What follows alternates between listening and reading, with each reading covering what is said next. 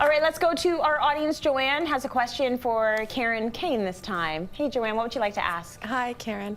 I'm looking for some ideas for my kitchen and dining room, the layout, cabinetry, and hopefully some flooring options as well. Good. Yeah. So I think it's a really nice sort of a little bit country, a little farmhouse style kitchen, but I find it congested. There's a lot going on, and the space has been, you know, you've got this L-shaped area here, and then there's also behind, there's this whole space beyond the table area that is, I don't know, it just doesn't really, it's not really doing a lot. So what I wanted to do was take the whole space, which is, so you were looking here before, the one picture, and there was a U-shaped kitchen. Now what I'd like to do is open it right up. So we have the fridge is going to stay where it is, but I'm moving the stove. I don't know if you saw that before, but the stove, let me just show you this. Oops. The stove was, actually, no, it's a different, the stove is tucked in the corner here.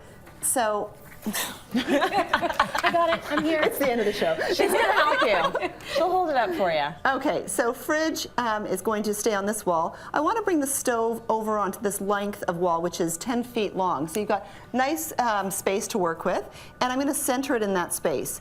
So rather than having a peninsula come out here, I want to take that out and have a nice big island. And that way you can move around the kitchen much easier.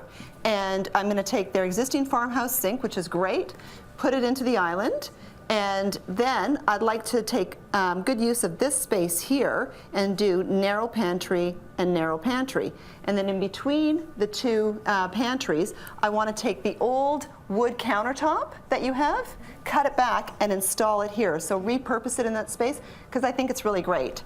Then I know Joanne wants a harvest table. And then in this space here, I'd like to be able to show her a banquette in front of the window, so it's very cozy, and you can add in some, you know, some soft cushions. That way it's not so hard looking. And then here, I'd like to place like a workstation. Even though, you know, we're all very portable now with our laptops and our iPads, I think it's a nice place to have your, you know, everything organized. So rather than having, you know, just a few pillows tucked in this space here and then the storage. I know you still need storage for your little one, but I'd put that underneath the banquette and then again have a desk here.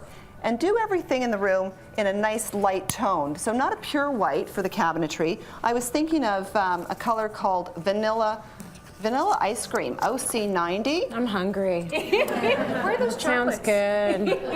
It's a very warm, sort of buttery white, which I think will look nice with the wood countertop, and then maybe couple that with a great Caesar stone or something, just so it's very practical for you to work with. And then if you want, you can also change up the wall color. Right now, I don't know if you can see it again. It's a little bit dark, a little bit green, so I'd like to warm that up and go with maybe something more like the Manchester tan.